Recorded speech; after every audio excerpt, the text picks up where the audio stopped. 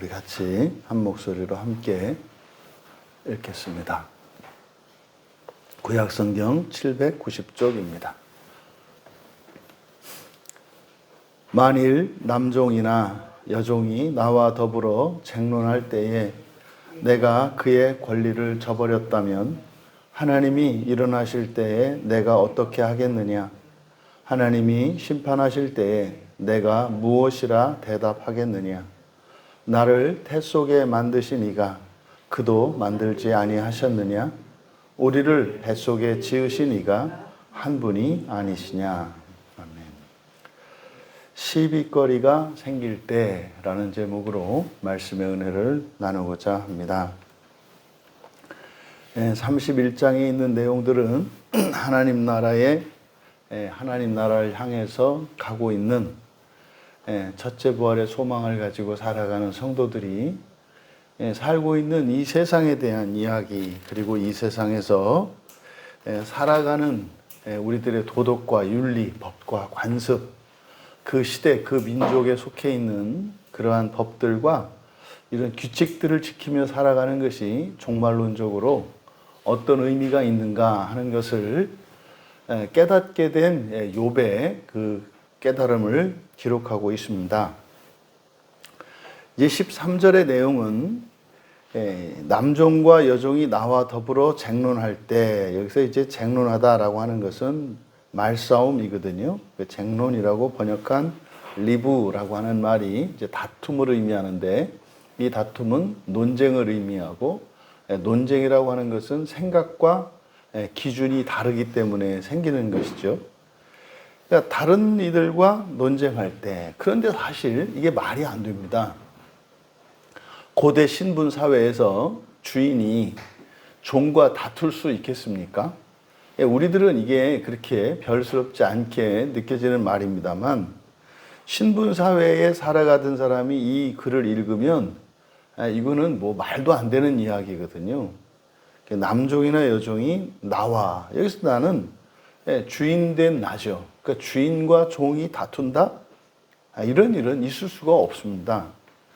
그런데 그러니까 이런 발상 자체는 이것이 굉장히 오늘날 우리들이 살고 있는 이 시대에조차 사실은 온전히 이루어지지 않은 일이거든요. 그러니까 지금 욥은 사실상 욥이 이렇게 살았던 겁니다. 종들과 이렇게 논쟁을 할 수 있는 그런 관계를 유지하고 있었다는 것을 가르쳐 줘요.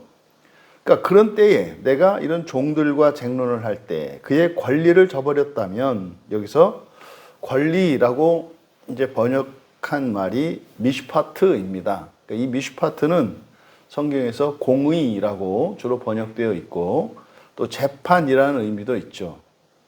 그러니까 말하고자 하는 바는 종들하고 다툴 때 의견이 다르단 말이에요. 그때 내가 그들의 재판을 저버렸다면, 저버렸다라고 하는 말은 마아스, 그래서 거절하다라는 뜻이에요. 그러니까 13절에 있는 내용은 그런 거죠. 이제 주인이 종하고 말다툼을 하는 거예요. 근데 결론이 안 나는 겁니다. 서로 다르니까. 이때 이제 종이 주인에게 그러는 거죠. 주인님, 우리 이거 재판장에게 가져가 봅시다. 재판합시다. 이렇게 얘기를 하는 거예요. 이거는 지금 상상도 할 수 없는 얘기예요. 여러분, 오늘날 인권이 그렇게 강조되고 있는 이 시대를 한번 돌아보세요. 이 시대에서도 여러분 얼마나 여러 가지 자격 기준이나 조건에 의해서 사람이 차별을 당하고 그걸 당연히 여기지 않습니까? 지금도 그렇잖아요. 하다못해 주인과 종은 고사하고 사실 이렇게 고용 관계에 있는 회사 주인과 종업원 사이에서 사실은 이거는 주종 계약이 아니지 않습니까? 주종 계약이 아니고 사실은 오히려 주인이 직원들에게 잘 보여야 되는 거거든요. 왜요? 능력을 가지고 있는 사람들이 고용이 되어서 그 회사의 주인, 사장을 위해서 일을 하고 있기 때문에 월급을 주니까 내 마음대로 이 사람들을 할 수 있다, 이런 생각은 이거 매우 비정상적인 생각이에요. 그러니까 실제로 능력이 있는 사람들을 잘 구슬러서 나와 오래 일할 수 있도록 해야 정상이죠. 그런데 이게 이제 돈으로 빚쟁이를 만들어 놓으면은 당장 돈이 없으면 못 사는 사람들이 돼버리니까 이제 꼼짝없이 그냥 회사에 종처럼 매이는 거죠. 그러니까 오늘날 회사에서 이 고용과 피고용 관계에서도 직원이 사장님한테 대들 수 있겠습니까? 이게 불가능하단 말이에요. 근데 뭐 무슨 불법적인 일을 가지고 뭐 이렇게 하는 것도 불가능한데, 오늘날도 말이죠. 그러니까 이 시대에 이런 생각, 이런 말 자체가 사실은 굉장히 놀라운 것이다. 그러니까 욥의 삶이 어떠했는지를 우리가 짐작해 볼 수 있는 거예요. 그렇게 하지 않았다는 거죠, 자기는. 그러니까 종들하고도 일방적으로 내가 주인이니까 무조건 내가 해라, 이렇게 하지 않았고, 종들의 생각조차도, 그들의 의견조차도 존중해주고, 심지어 의견이 다를 때도 합의를 도출하기 위해서 이렇게 공정한 재판까지 할 수 있는 그런 삶을 살았던 것을 보여줘요. 근데 그렇게 하지 않았더라면, 그러니까 그들의 재판을 거절했더라면, 거절하지 않은 거죠. 거절했더라면 14절에 하나님이 일어나실 때에 내가 어떻게 하겠으며 하나님이 심판하실 때에 내가 무엇이라 대답하겠느냐. 여기서 하나님이 일어나다라고 하는 것은 자리에서 일어나는 건데, 이거는 예비적 행위이지 않습니까? 여러분이 이제 앉아 있다가 또는 누워 있다가 무엇을 하려면 여러분들이 꼭 거쳐야 되는 과정이 일어나는 거죠. 그러니까 일어나는 것은 예비적 행위예요. 그러니까 13절의 내용은 그들의 재판을 내가 거절했을 때 하나님이 일어난 거니까 내가 거절한 재판을 하시려고 하는 예비적 행위이겠죠. 그러니까 하나님이 재판하려 하실 때, 이런 의미인 거죠.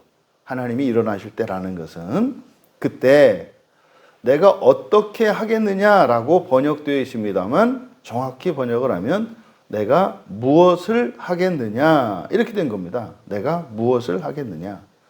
그러니까요, 내가 만약에 이 세상을 살면서 살아가는 동안 누군가와 이런 시비거리가 일어났을 때 그냥 나의 힘으로 윽박지르고 말이죠, 내가 가지고 있는 어떤 무엇으로 상대방의 의견을 묵살하고 일방적으로 내 뜻대로 그냥 실행하는 이 일들, 이런 일들이 말입니다, 그냥 지나가지 않는다는 거예요. 그러니까 이 세상을 살면서 사람들 사이에 일어나는 다툼이나 이런 시비거리들이 이 세상에서는 힘에 의해서, 힘의 논리로 이렇게 억압하고 자기의 뜻대로 살아갈 수 있어요.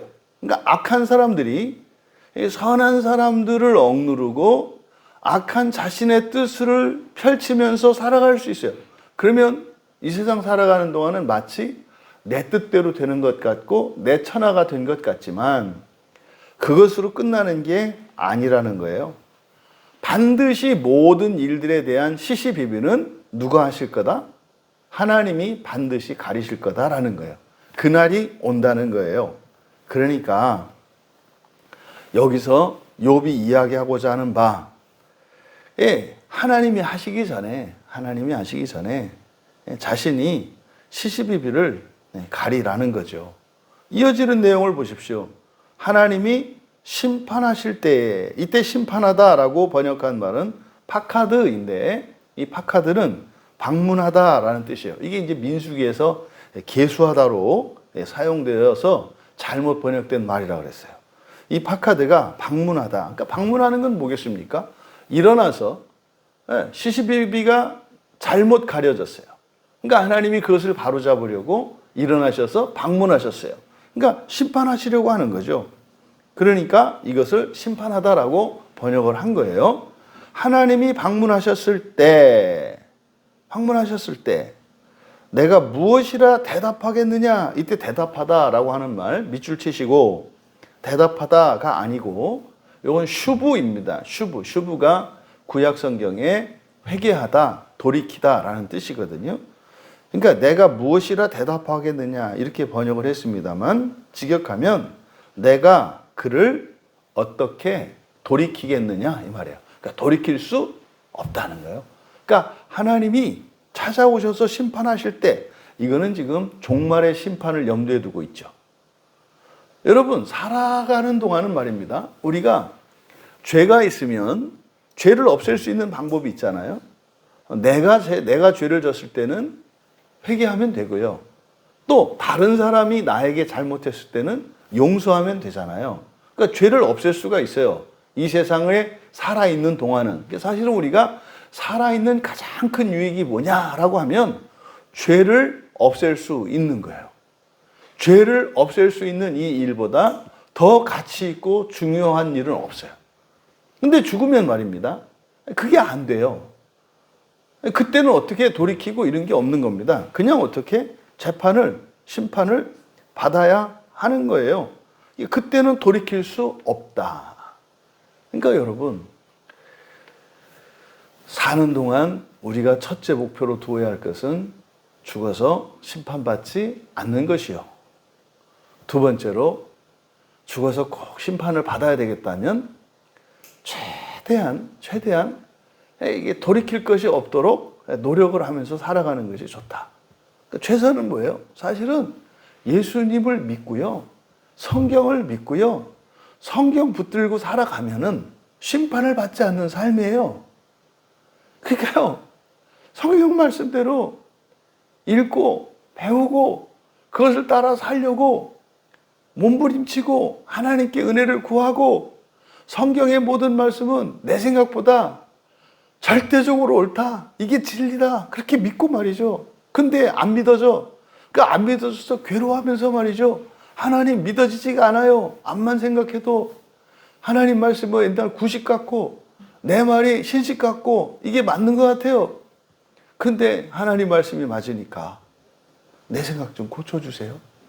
내 감정 좀 고쳐주세요. 하나님 말씀이 기쁘지가 않아요. 싫어요. 억하심정이 생기고 말이죠. 이걸 그냥 고백하는 거예요. 무조건 다 해라. 무조건 좋아해라. 싫어하면 안 된다. 이런 거 아니잖아요. 있는 그대로를 하나님 앞에 내보이고 그리고요. 왜 주일에 다 함께 모여서 혼자 살아가는 것이 아니라 다 함께 신앙생활을 하면서 서로 의지하고 또 도움을 주고받으며 사랑하고 용서하고 회개하고 이렇게 살아가면 시험받지 않는다니까요. 심판받지 않는다고요. 그러니까 일견 구원파라든지 또 종종 예수 믿으면 다 끝난다고 했다 이런 말들이 이해가 되는 거예요. 그런데 사람들이 그냥 말하는 자기 확신을 말하는 게 아니라 성경 말씀을 진리로 믿고 성경 말씀대로 사는 것을 기뻐하고 성경 말씀대로 살고자 이런 의지적으로 실천하면서 살아가려고 하는 이걸 말하는 거죠. 여러분, 그때는요, 돌이킬 수 없어요. 돌이킬 수 없습니다. 그러니까 지금 여기서 1절과 2절에서 욥이 말하고자 하는 바는 뭡니까? 내가 예전에 이 종들하고도 시시콜콜 이렇게 말싸움하고 이렇게 할 때 다른 양반들이 다른 주인들이 욥 무슨 주인이 돼가지고 종들한테도 쩔쩔매고 그거를 종들한테 사정을 하고 그걸 얘기하고 그래. 그냥 시키고 엄하게 다스려야지. 종은 그렇게 하면 안 돼. 이런 얘기를 많이 들었던 거죠. 수근수근 하는 거죠. 참, 저 사람 저러고도 말이지. 종들한테 죽지 않고 이렇게 사는 걸 보면 참 하나님 은혜야. 이런 얘기를 들었겠죠. 근데 그런 살면서도 욥이 내가 이렇게 살면 안 되나? 이런 생각을 했던 거죠. 근데 지금 종말을 깨닫고 나니까 잘했다는 거죠. 잘한 거구나. 나는 내가 혈액형 A형이라서 소심하고 이래서 내가 또 이렇게 그냥 내성적이고 이래서 종들이 얘기도 말을 못하고 그래서 내가 좀 문제가 있나 리더십이 없는 건 아닌가 이런 생각을 했는데 잘했구나. 그것이 종말론적으로는 이런 거였구나. 자신이 살았던 그것은 그저 욥이 과거에 그렇게 살았던 것은 이 세상 살면서 그냥 좋게 지내자는 그런 의도로, 그런 목적으로 했을 뿐입니다. 또 그렇게 하면 하나님이 복을 주실 거라고 믿고, 그때 복은 현세적이고 물질적인 복이었죠. 그런데 그것이 아니라 종말에 이게 가치 있고 의미 있는 일이라는 것을 깨달은 거죠. 그러면서 이제 더욱 용기를 내어서 자신이 그렇게 살았던 삶이 바르고 의롭고 지혜로운 일이었던 것을 깨달은 욥이 이제 3절이 아니라 15절에서 세 번째로, 나를 태 속에 만드신 이가 그도 만들지 아니하셨느냐? 우리를 뱃속에 지으신 이가 한 분이 아니시냐? 여기서 나를 태 속에 만드신 이가 그도 만들지 아니하셨느냐? 여기서 그는 누구겠습니까? 나와 지금 시비의 대상이 되는 상대방이에요. 나와 말싸움하고, 이건 본문에서는 종이죠. 나와 다투고 있는 어떤 종입니다. 그러니까 나를 만드신 분이 그도 만들었다. 이게 무슨 말입니까? 그 사람이나 나나 어떻다는 거예요? 똑같이 하나님으로부터 피조된 피조물이라는 점에서 똑같다는 뜻이에요. 놀라운 생각입니다, 여러분. 여러분들은 이미 신분사회가 타파되고 이렇게 정말 인권이 존중되어지는 이런 시대 속에서 또 그런 사상을 가지고 그런 사상이 상식이 되고 일반화되어 있는 시대에 태어나서 우리가 살고 있기 때문에 이런 생각이 당연한 거겠습니다만, 사실 이게 말도 안 되는 거예요. 우리나라 가장 대표적으로 신분사회의 부당함을 고발하고 그것을 이제 소설로 만든 게 가장 널리 알려진 것 중에 하나가 홍길동 아닙니까? 서자로 태어났다 그래서 아버지를 아버지라 부를 수 없는 그 홍길동의 그 절규가 이게 안 잊혀지거든요. 아버지, 저는 아버지를 아버지라고도 부를 수 없는 자식입니다. 이런 거거든요. 하면 안 되는 거예요. 여러분, 말이 안 되는 거잖아요. 한 부모로부터 태어났는데 누구는 아버지라고 해야 되고 누구는 날이라고 해야 되고 말이죠. 말이 안 되는 거죠. 그러니까 우리나라 조선시대에서도 그런 사고 자체는 굉장히 이렇게 앞선 그런 사람들이나 할 수 있는 생각이지 평범한 생각이 아니었단 말이에요. 근데 말이에요, 지금으로부터 4,000년 전에 욥이라는 사람이 이런 생각을 했다는 거 얼마나 놀랍습니까? 엄청 놀라운 얘기예요. 그러니까 똑같다. 하나님 앞에서는 모두가 똑같다.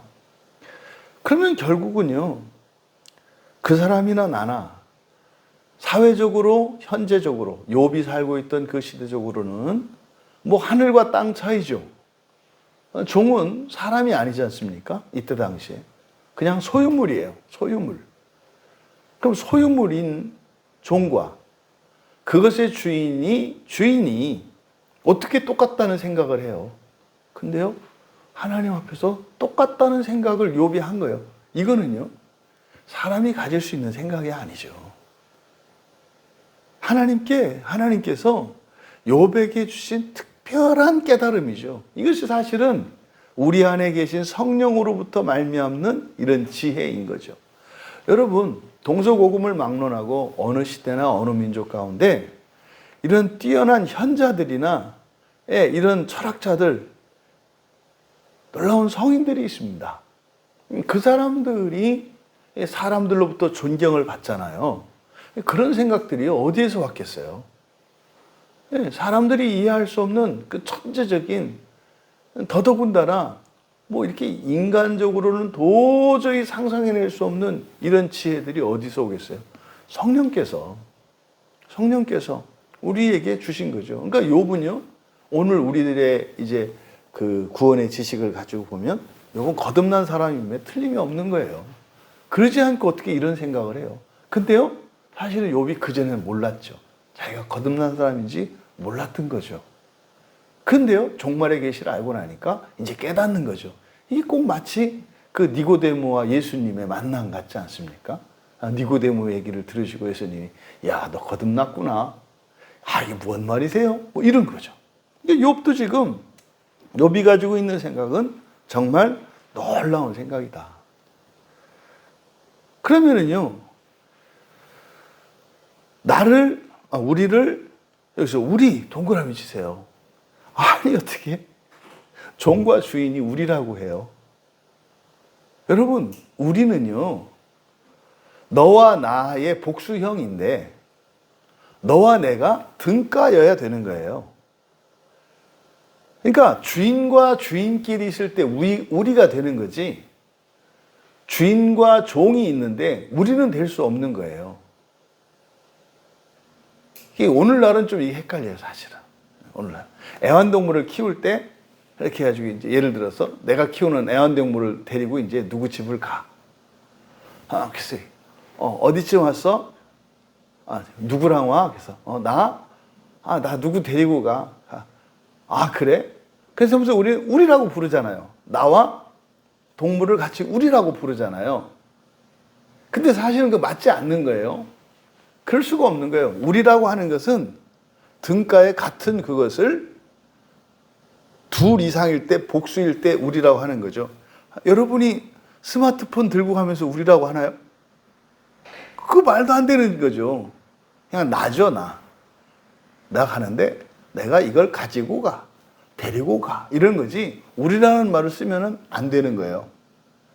근데 이제 말이 이게 그냥 세속화돼서 그냥 막 쓰니까 그러지, 여기서 주인이 종과 합쳐서 우리라고 부르는 말은 놀라운 얘기예요. 놀라운 얘기. 근데 이제 이런 게 이제 우리한테는 감동이 안 돼. 아무것도 아니야. 그러니까 이게 지금 현장감이 잘 전달이 안 되는 거예요. 예.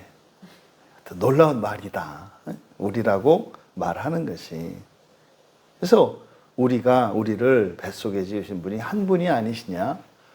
그 뱃속에서 지으셨다. 여러분, 한 배에서 나오면 그걸 뭐라고 불러요? 형제 자매라고 불러요. 그러니까 지금 욥이 가지고 있는 이 사람에 대한 인식이 한 형제요, 한 자매라고 생각을 하는 거예요. 어머니가 다 다르잖아요, 사람들이. 근데 그것을요, 그냥 한 배로 생각을 해요. 어떤 어머니냐가 아니라, 그러니까 사람에게서 태어난 모든 사람은 다 한 자녀다라는 생각을 말하는 거예요. 이걸 이제 사회 동포주의 뭐 이렇게 얘기를 하잖아요. 인종과 신분과 남녀, 이 성별과 나이에 상관없이 모두가 한 형제요, 한 자매입니다. 이게 사실은 기독교에서 가르치는 사상이잖아요. 우리는 한 아버지의 한 자녀들입니다. 대단한, 정말 놀라운, 얼마나 감동스러운지 몰라요. 보세요, 근데요. 사실은 사람들은 차별하잖아요. 근데요, 하나님은 차별하지 않으신다는 거, 공평하시다는 거. 그래서 지금 시비거리와 관련해서요, 우리가 누군가와 시비가 붙었을 때 그 시비 당사자의 신분이나 나이나 관계나 어떤 재산이나 지식이나 이런 것에 영향을 받죠. 당장 부모 자식 간에 시비가 붙으면 부모들이 말해서 밀리면 할 수 있는 말이 뭐예요? 내가 부모잖아. 넌 자식이 돼가지고. 그래서 이런 윤리로 사실 그걸 뛰어넘을 수 있단 말이에요. 윤리나 법이라고 하는 것이 개인의 어떤 인격성만을 주체로 하는 것이 아니라 사회적 관계를 중요시하거든요. 법은 사회적 관계를, 이 법인격을 주어진단 말이에요. 그러니까 요즘에는 이제 그 법이 그걸 이제 없애버리잖아요, 다. 그죠? 근데 이 세상은 모든 게 이렇게 차별이 있어요. 그렇잖아요. 뭐 자동차를 주차하더라도 뭐 이렇게 초록, 뭡니까? 뭐 노란색인지 하늘색인지 그어놓고 장애자 우선 주차 구역. 그러면 거기는 장애자가 아닌 사람이 그 차를 세우면은 그 벌금 그 차별이잖아요. 그 차별이잖아요. 왜요? 그러니까 사람의 법이라고 하는 것은 사람의 조건이나 상태를 고려한다고요. 근데요, 성경에서는 뭐라 그래요? 하나님 앞에서 심판할 때는요, 그 사람이 가난한 자였는지 부자였는지 장애가 있었는지 건강했는지 따지지 않아요. 그러니까 뭐예요? 하나님, 저는 장애가 있어서 하나님 말씀대로 살 수 없었습니다. 하나님, 저는 돈이 없어서 신앙생활을 제대로 할 수 없었습니다. 하나님, 저는 일이 너무 많아서 신앙생활을 할 수 없었습니다. 이게 안 된다 이 말이에요. 이게 안 돼요. 근데 사람들은 그럴 수 있다, 고려될 수 있다, 감안할 수 있다라고 생각하죠. 근데 욥이 이야기하는 이 공평사상이라고 하는 것은요, 그냥 마냥 좋아할 것만은 아닌 거예요. 사실은 우리로 하여금 모든 핑계와 구실을 대는 입을 닫게 만들거든요. 그러니까 여기서는 신분관계에서 이야기하니까 놀라운 인권사상을 드러내고 있습니다만, 우리가 신앙생활을 함에 있어서, 일반 생활을 함에 있어서 우리의 핑계, 이런 모든 핑계를 침묵시키는 말씀인 거죠. 여러분, 죄로 인한 하나님의 심판은 똑같이 두렵습니다. 똑같이 두렵습니다. 죄로 인한 죄에 대한 심판은 벌입니다. 물론 이때 심판, 벌이라고 하는 이것도 부정적인 의미가 아니에요. 구원하기 위해서 모자란 부분, 하나님 의에 이르기에 부족한 부분을 말하는 것이고, 그것을 채울 수 있는 수단이 벌인 거잖아요. 하지만 그것 자체는 괴롭고 고통스러운 일이란 말이죠. 지금 욥이 13절에서 15절에 걸쳐서 이야기하려고 하는 이것은요, 우리가 이 세상을 살아가면서 사람들과 함께 어우러져서 공동체를 이루며 살기 때문에 시비 다툼이 반드시 일어나게 됩니다. 반드시 시비 다툼이 일어나게 돼요. 그럴 때 시비 다툼이 일어났을 때 그 시비 다툼에서 옳고 그름을 위해서 살지 말고 무엇을 위해서 살라는 거예요? 구원을 위해서 살라는 거예요. 구원을 위해서 살아라. 그래서 말다툼이 있을 때 옳고 그른 거를 따져서 누가 옳으냐 누가 그르냐 이걸 따질 것이 아니라, 옳고 그름의 기준은 분명히 있겠죠. 내가 옳을 수도 있고 상대방이 옳을 수도 있겠죠. 그런데 우리가 누구와 시비 다툼이 일어나게 되면 감정이 올라와요. 그러니까요, 내가 틀려도 틀렸다고 인정하지 않고 그냥 우기는 일들이 다반사거든요. 또요, 뭐 상대방이 잘못해도 잘못했다고 하는 사람이 아니에요. 그러니까요, 나도 저 사람한테는 잘못했다고 할 필요가 없는 거죠. 그래서 이런 감정적인, 또 과거에 있었던 어떤 사건에 대한 이런 모든 것들이 복합적으로 얽히면서 옳고 그름에 따라서 우리가 사실은 주장하고 그 일이 끝나지 않아요. 근데 구원을 위해서 살라는 게 뭡니까? 흔들리지 말고요, 그냥 잘못된 거를 인정하고, 또 상대방이 잘못된 것을 잘못됐다고 얘기해 줬는데도 못 알아듣고 바닥바닥 우기면 굳이 그렇게 굴복시키려고 할 게 아니라, 왜요? 그거 죄잖아요. 그거 죄잖아요. 아니, 내가 100% 옳고 상대방이 100% 잘못했어요. 틀렸어요. 근데 끝까지 우겨요. 저거 뭐예요? 죄잖아요. 그러면요, 지금 여기서 옳은 내 말대로 되고 그 입증하는 게 중요한 게 아니라, 종말론적으로 보면 이 사람에게 죄가 있어요.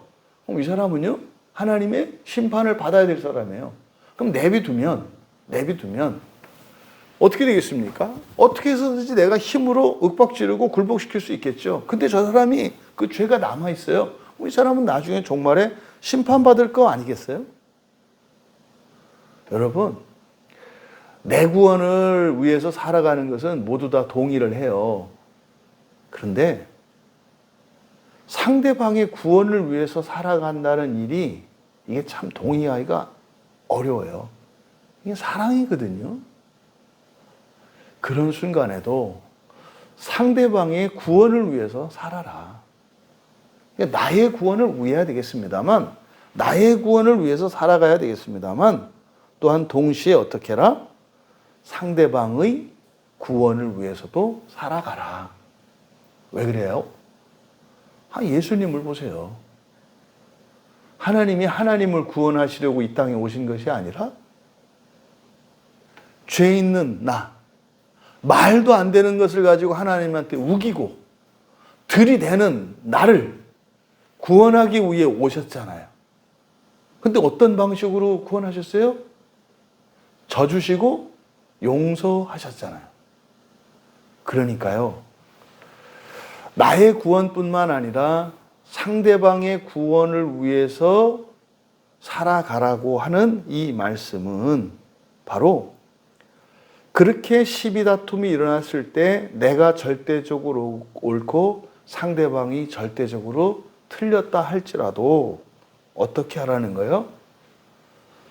나를 위해 대속하시고 용서하셨던 주님처럼 져주고, 져주고, 이게 대속하는 거잖아요. 져주고, 그리고 용서하라는 거예요. 그걸 가지고 기분 나쁘고 뭐 그 사람이 어떤 사람이고 저런 사람이고 시시콜콜 따지지 말고 그냥 용서하라는 거예요. 아무 일 없었던 것처럼 말입니다. 왜요? 주님이 나를 그렇게 대하시니까. 여러분, 우리가 일상에서 이런 시비거리가 생길 때 종말론적으로 살아갈 수 있는 우리 모두가 되기를 바랍니다.